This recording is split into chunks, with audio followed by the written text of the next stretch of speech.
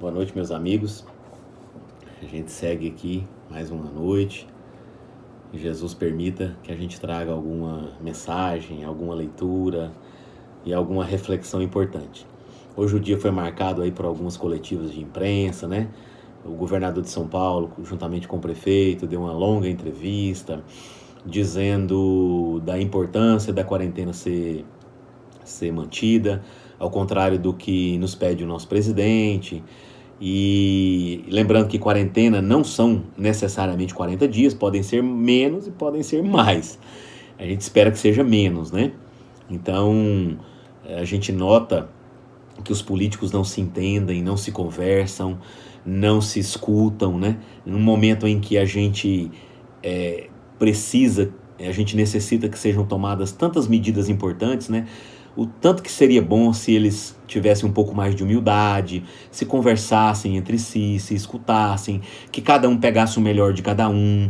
A nossa situação seria muito melhor. Se perderia muito menos dinheiro, né? Porque a teimosia deles, né? A rebeldia, a arrogância joga o nosso dinheiro no ralo, né? Então,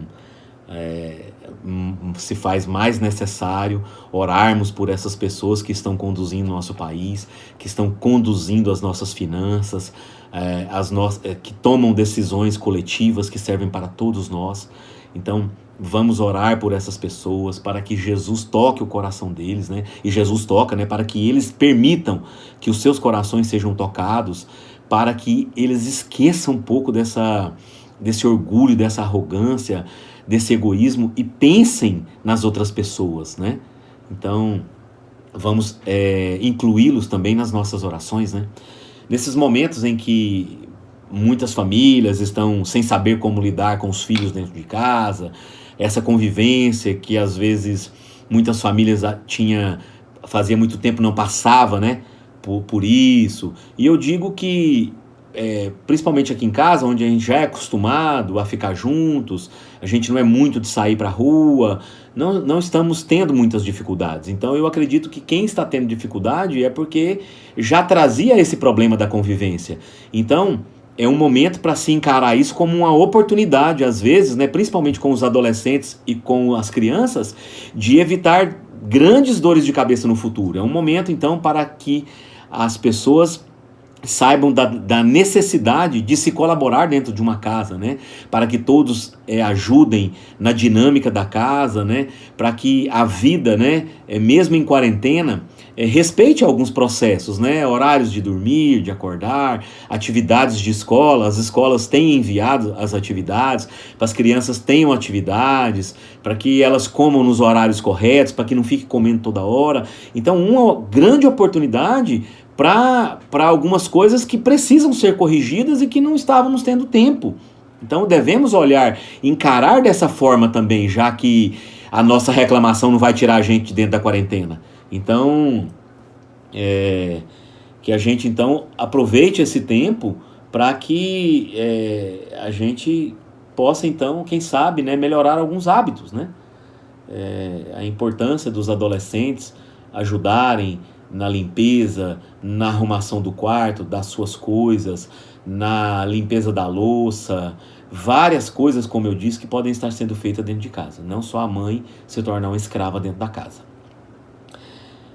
Hoje eu vou falar sobre a parábola do sábio e do insensato, porque ela tem muito a ver com... Na verdade, todo o evangelho tem a ver com tudo que está acontecendo, com tudo que aconteceu e com tudo que vai acontecer. Então, hoje eu, por inspiração, eu me lembrei dessa parábola, né? E essa parábola é aquela parábola que fala do homem que construiu a sua casa sobre a rocha e do homem que construiu a sua casa sobre a areia. Lembrando que a areia aqui está de forma resumida, como se só existisse um tipo de areia. O evangelho se refere àquela areia movediça, aquela areia pantanosa, aquela areia que não dá suporte para a construção. Porque senão você vai me perguntar, ainda mais eu que sou engenheiro, mas a areia é ruim para construir? E quando eu vou na praia, naquelas cidades litorâneas, tem aquela quantidade de prédios à beira-mar. Não, a areia, a depender do tipo de areia, ela é um ótimo solo para a construção. Não tem problema nenhum. Então, é o mesmo que você perguntar para um produtor de laranja: me dá uma laranja. Ele vai te perguntar: qual tipo de laranja que você quer? Eu produzo 10 tipos de laranja, né? Eu não sou dessa área, mas eu imagino que devem existir vários tipos de laranja. E de outras frutas também. Então a importância da uva, né? Então a importância da gente entender isso aqui para que a gente não fique perdido aqui. E claro que o evangelho é traduzido, né? Lá no hebraico, com certeza Jesus estava falando de um tipo de areia movediça. Então, no evangelho segundo o Espiritismo, no capítulo 18, muitos os chamados e poucos os escolhidos, essa parábola aparece aqui juntamente com mais duas. O item se chama: nem todos os que dizem Senhor, Senhor entrarão no reino dos céus. É importante quando se a gente não tiver muita intimidade com o evangelho, quando a gente quiser ler alguma coisa, e às vezes a gente não entende, é importante você voltar um pouco um capítulo anterior ou alguns versículos anteriores para você entender talvez aquele, e até alguns adiante também, porque o evangelho nos traz, né, passagens, às vezes de forma resumida. Então às vezes você linkando, né, o capítulo anterior com o da frente, com o posterior, você vai entender mais, né? Então, essa parábola, ela aparece no capítulo 7 do Evangelho de Mateus, no versículo 24. Mas a gente vai ler aqui também o versículo 21, porque no capítulo 5 começam as bem-aventuranças, lá no capítulo 5 do Evangelho de Mateus. Então Jesus vai falar, as bem-aventuranças, né, o Sermão da Montanha, é praticamente a programação, né? A programação de Jesus, né? A programação do que ele vinha nos trazer, né? Ele vai falar, ele vai dizer ali: bem-aventurados os mansos, os que têm puro coração, bem-aventurados os misericordiosos, bem-aventurados os que sofrem. E ele nos traz ali várias e várias: amai os vossos inimigos, né? Amar ao próximo como a ti mesmo, que a vossa mão esquerda não saiba o que dá a vossa mão direita. Se você tiver um olho que te causa pecado, arranque-o, que é melhor entrar sem um olho no reino dos céus do que sem os dois. Então, no Evangelho de Mateus, de 5 a 7, né, ele fala continuação do Sermão da Montanha no 6, continuação do Sermão da Montanha no 7. Então, tudo isso está aqui nesse programa de trabalho de Jesus. Então, eu vou ler aqui, Evangelho segundo o Espiritismo, capítulo 18, item 6. Nem todos os que dizem Senhor, Senhor entrarão no reino dos céus. Nem todos os que me dizem Senhor, Senhor entrarão no reino dos céus. Apenas entrará aquele que faz a vontade de meu Pai, que está nos céus. Muitos nesse dia me dirão: Senhor, Senhor, não profetizamos em teu nome? Não expulsamos em teu nome o demônio? Não fizemos muitos milagres em teu nome? Eu então lhes direi em alta voz: afastai-vos de mim, vós que fazeis obras de iniquidade, vós que sois maus. Lembrando aqui que demônio, né, a gente que é do espiritismo, nós que somos espíritas, é uma referência a espíritos maus, a espíritos ainda que não conhecem o bem, espíritos obsessores, né, que nos induzem a coisas ruins. E aí vem o item 7. Aquele, pois, que ouve estas minhas palavras e as pratica, será comparado ao homem prudente que construiu a sua casa sobre a rocha. Então a gente vê aqui a primeira condição que Jesus coloca: ouvir e praticar. Por quê? Porque tem a pessoa que ouve, conforme os filhos que ouvem os pais e não escutam. E tem filhos que ouvem os pais e obedecem. Então está aqui duas condições: ouvir e praticar. Então, o que ouve e pratica é comparado ao homem prudente que construiu a sua casa sobre a rocha. Quando caiu a chuva, os rios transbordaram, sopraram os ventos sobre a casa, ela não ruiu, por estar edificada sobre a rocha. Então, Jesus faz aqui uma alegoria, né? A gente que é de Goiás, né, temos duas estações climáticas muito bem definidas: as chuvas e a seca. Ainda estamos, né, nesse exato momento, está chovendo aqui em Goiânia. A gente então tem duas estações bem definidas. Então, quando chove, os rios enchem, né? A gente que é do interior, os amigos mandam fotos lá das fazendas, das pontes, né? Que os rios transbordam. Em algumas casas, inclusive, chegam perto o rio chega próximo da casa. Então, vem a chuva, enchem os rios se transbordam e alagam as casas. Mas a sua casa, a sua vida, o seu lar, o seu trabalho, que está construído sobre a rocha. O que é a rocha? É a pessoa que não mente, que não trai, que é caridoso, que é bom, que perdoa, que se preocupa com o próximo, que é um bom pai, um bom marido, um bom filho, um bom trabalhador, um bom empregado, um bom patrão. Então você construiu a sua casa sobre a rocha. Então, note que Jesus não livra a casa sobre a rocha, as boas pessoas, das tempestades. Ele está dizendo, olha, mesmo você sendo tudo isso, virão problemas.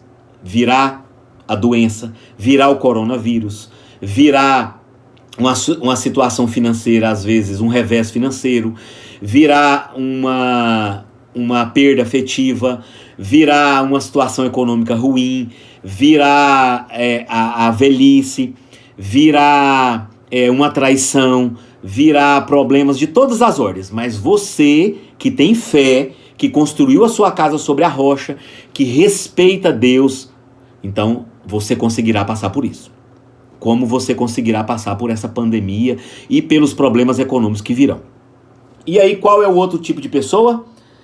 Mas aquele que ouve as minhas palavras e não as pratica, se assemelha ao homem insensato que construiu a sua casa sobre a areia.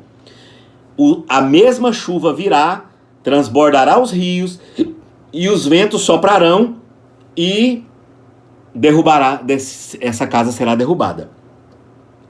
E grande será a tua ruína. Então, o que é o insensato? Aquele que ouve, mas não pratica.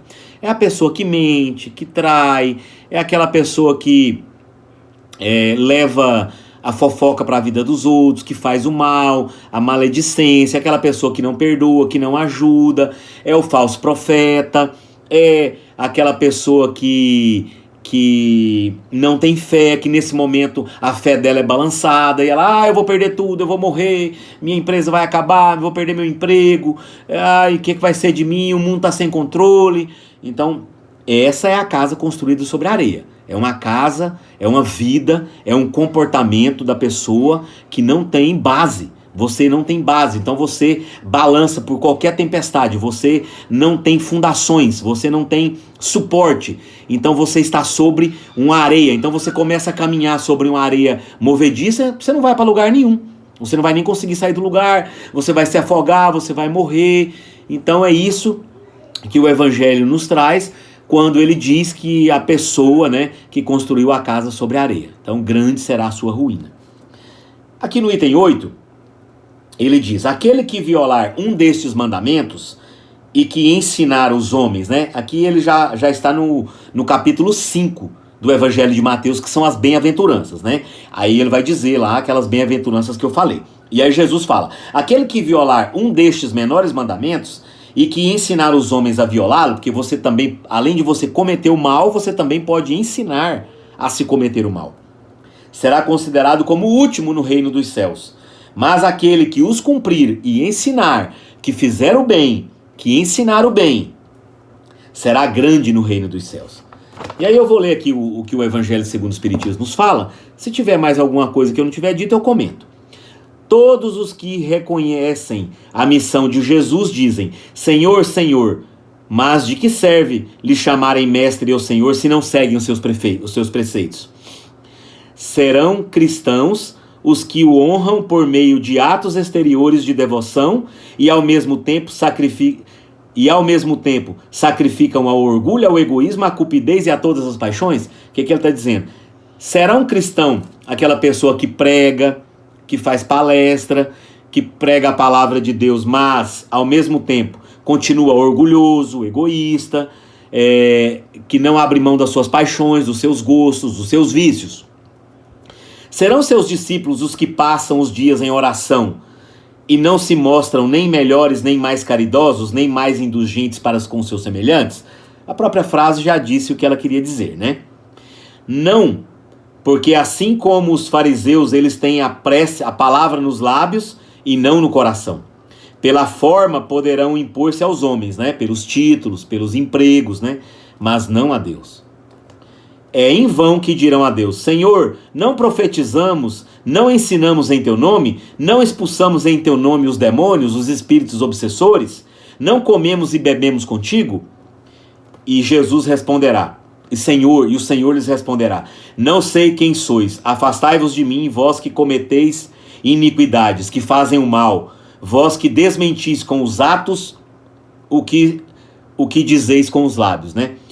Os que não fazem o que pregam, que caluniais o vosso próximo, que explorais as viúvas e cometeis adultérios. Afastai-vos de mim, vós cujo coração destila ódio e fel, que derramais o sangue dos vossos irmãos em meu nome, que fazeis corram lágrimas em vez de secá-las, que fazem as pessoas chorar ao invés de consolá-las. Para vós haverá grande pranto e ranger de dentes, pois o reino de Deus é para os que são brandos, humildes e caridosos. Está lá no Sermão da Montanha. Não espereis dobrar a justiça de Deus pela multiplicidade das palavras e das vossas genuflexões. Não espere que Deus te salve, assim, entre aspas, né? Pelo tanto que você ora, pelo tanto que você pede a Deus, ou pelo tanto que você fica de joelho. Não vai resolver. O que vai te salvar, o que vai fazer você dar um passo à frente na sua evolução são as suas ações, a sua mudança de postura, a sua transformação moral. O único caminho que vos está aberto, olha só, o único, só tem um, para achardes a graça de Deus é o da prática sincera da lei de amor e caridade. É você estudar o evangelho e praticá-lo. É o único caminho, não tem outro. Tudo que for fora disso é atalho. E todo atalho te leva para trás. A palavra de Jesus são eternas. As palavras de Jesus são eternas, porque são a verdade. Constituem não só a salvaguarda, a segurança da vida celeste, mas também a garantia da paz, da tranquilidade e da estabilidade nas coisas terrestres. Tudo que a gente não está tendo agora. Paz, tranquilidade e estabilidade. Note que o evangelho, ele é sempre, foi, é e vai ser atual. É por isso que todas as instituições, todas, judiciário, político, Brasília, sua casa, minha casa, escola, universidade, o nosso trabalho, os hospitais, todas as instituições humanas, políticas, sociais, religiosas, que se apoiam nestas palavras, no Evangelho, serão estáveis como a casa construída sobre a rocha. Daí a importância dos homens caminharem num futuro próximo para essa comunhão com o Evangelho, aceitarem a palavra de Deus, porque olhe como seria mais fácil se a gente aceitasse, se a gente vivesse a reencarnação, a lei de causa e efeito, se a gente tivesse em conta que todo mal e todo bem que a gente faz só volta pra gente mesmo. Então a gente não cometeria mais o mal, a gente só ia querer fazer o bem, porque todo bem que a gente fizer seria igual uma conta da poupança que rendesse altíssimos juros, seriam os talentos, só voltaria para nós. Então olha a importância dos homens praticarem, acreditarem no Evangelho, praticarem o Evangelho. Os juízes, os promotores, os médicos, os engenheiros, os políticos, todo mundo, todos os empregos andassem com o Evangelho debaixo do braço. Como as nossas ações, como as nossas... tudo aquilo que parte de nós, nos nossos trabalhos, seria feito de maneira mais amorosa, mais harmônica, né, mais caridosa. Ah não, para mim tomar essa decisão aqui, eu preciso dar uma consultada no Evangelho aqui, para mim fazer uma oração, para ver o que Deus quer que eu faça. Então tudo seria mais fácil, tudo se resolveria mais fácil, porque não deixaríamos de ter problemas, né? Mas com certeza passaríamos por eles de maneira mais tranquila, com mais fé, né? A importância da fé, aqui no livro O Consolador, de Emmanuel, né, por Chico Xavier, na questão 354, Emmanuel diz aqui: poder-se-á definir o que é ter fé? A gente pode definir o que é fé? E aí ele traz aqui algumas colocações, né? Ter fé é guardar no coração a luminosa certeza em Deus, certeza que ultrapassou o âmbito da crença religiosa, certeza que faz o coração repousar numa energia constante de realização divina da personalidade. Conseguir a fé é alcançar a possibilidade de não mais dizer eu creio, mas afirmar eu sei. Porque é fácil ter fé em momentos em que está tudo bem, sua vida financeira está boa, você está novo, com saúde, seus filhos estão bem, sua casa está boa. Nesse momento é fácil ter fé. Ter fé é quando a gente passa por problemas como os que estamos passando agora, em que muitas pessoas estão desesperadas, em que muitas pessoas não estão preocupadas. Ontem a preocupação era em não morrer. Hoje a pessoa não está nem preocupada mais em morrer. Ela está preocupada o que vai ser da minha empresa, do meu emprego, do meu salário, das minhas contas, como que eu vou pagar as contas. Vamos viver um dia de cada vez, vamos acreditar que coisas melhores virão. Tudo isso vai trazer grandes lições. Há pouco eu estava vendo algumas fotos enviadas por uns amigos, né? E o Glênio, né, um amigo de São Luís, me enviou num grupo aqui algumas fotos e eu me vi há 30 e poucos anos atrás. E nessa foto, em algumas dessas fotos, nós temos lá 2 amigos que já desencarnaram, que já morreram, que já partiram para o plano espiritual. Então, note que há 30 e poucos anos atrás, eu não sabia onde eu ia estar hoje. Há 30 e poucos anos atrás, esses 2 amigos que já desencarnaram estavam conosco. Então a gente não sabe o que vai acontecer amanhã. A gente não sabe o que vai ser o mês que vem. Então é preciso que a gente tenha equilíbrio. A gente tem que ter equilíbrio. A gente tem que ter paciência, oração, acreditar. E enquanto isso a gente vai passando o dia, aproveitando, conforme eu disse no início da fala, para educar aqueles processos que estão fora do lugar, com os nossos filhos, em nós mesmos. Quantas coisas temos para educar em nós? Vamos pegar essas fotografias antigas, né? Quem as tem em casa, é um momento ótimo para mostrar para os filhos, olha aqui o papai, olha aqui a mamãe, né? Minha esposa adora fotos, né? Ela fica sempre que ela viaja, que vai para Natal, ela vai lá, fuça nessas fotos antigas, fica mandando fotos.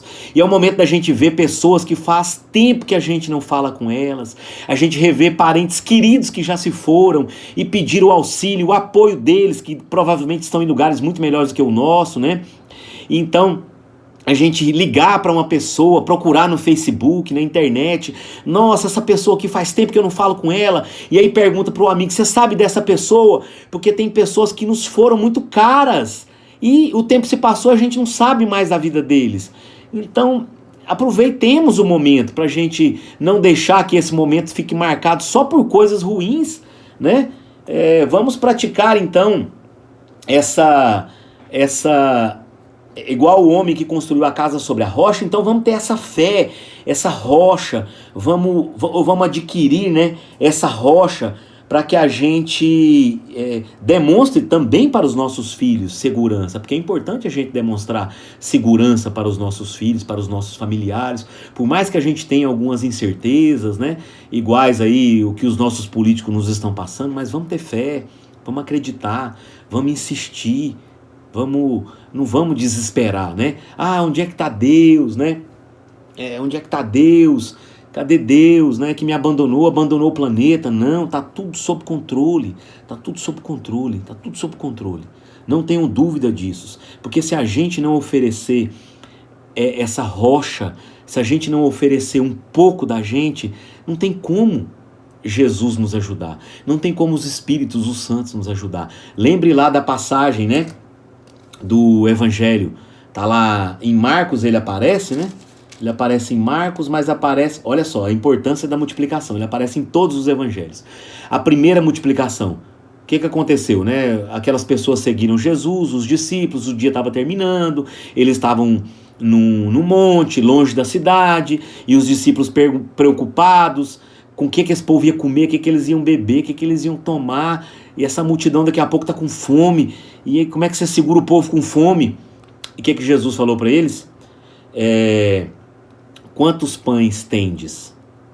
Então, daqueles foram 5 pães e 2 peixes, né? A primeira multiplicação, estou vendo aqui no Evangelho. Quantos pães tendes? Vão ver, que Jesus não perguntou isso à toa. Jesus sabia que tinha ali alguma coisinha para ser multiplicada. E aí, comeram quantas pessoas?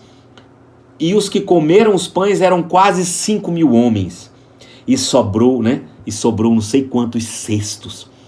Então eles tinham 5 pães e 2 peixes. Então, pouquinha coisa alimentou uma multidão de mais de 5.000 homens. Então essa multidão de medos, essa multidão de aflições, essa multidão de incertezas, vamos pegar um pouquinho, bem que seja pequenininha a nossa fé, através das nossas ações, porque fé também é agir, né? Porque a fé sem obras não adianta nada, cada um será dado segundo as suas obras. Então a fé sem obras não é nada. Então vamos pegar um pouquinho, vamos pegar um peixinho e um pãozinho e vamos oferecer para Jesus, para que seja então multiplicado, né? Para que Jesus multiplique. Então vamos orar, vamos fazer uma prece, vamos fazer algumas atividades, vamos esquecer um pouquinho, né, das pessoas que estão aí contando cadáveres, contando mortos, né? Essas notícias ruins. Para de ficar só olhando notícias ruins, né? Hoje eu vi uma página da internet, eu achei tão bonito que o cara postou. Uma pessoa criticou porque ele estava continuando postando músicas, né? Uma página de rock. Ele falou: meu filho, falou para a pessoa que criticou, essa página, ela é exclusivamente disso. Se você quer saber quantas pessoas estão morrendo, quantos cadáveres, você quer ver foto de cadáveres empilhados em necrotérios, vão ter várias páginas disso, é só você procurar. É essa página aqui, eu vou continuar vibrando, postando músicas, postando coisas legais que não estão desrespeitando o que está acontecendo. Muito pelo contrário. Então, ofereça um pouquinho para que Jesus multiplique muito. Se eleve um pouquinho para que Jesus desça muito para poder pegar na sua mão. Então, é isso que eu tinha para falar hoje, né?